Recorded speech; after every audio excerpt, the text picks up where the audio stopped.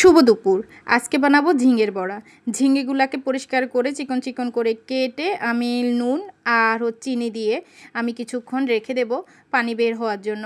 আর এখন ব্যাটার তৈরি করে নেব। চালের গুঁড়া, লবণ, হলুদের গুঁড়া, মরিচ দিয়ে ভালোভাবে ব্যাটারটা তৈরি করে নেব। এটা গাঢ় হবে না, পাতলাও হবে না।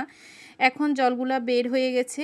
ঝিঙে থেকে জলগুলা চিপে ফেলে আমি এখন ডোটার মধ্যে চুবিয়ে আমি এখন ভেজে নেব। গরম ভাতের সাথে ঝিঙের বড়াটা খেতে খুবই দুর্দান্ত হয়। কে কে খেয়েছেন অবশ্যই জানাবেন।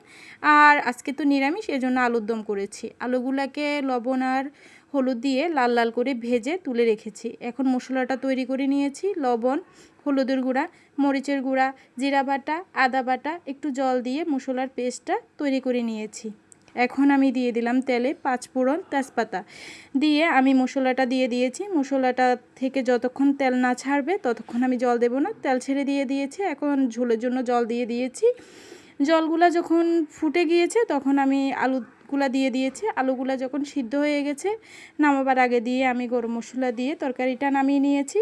আজকে দুপুরে রান্নাবান্না এই নিরামিষ। কালকে আমাদের রাধা অষ্টমী, এজন্য নিরামিষ।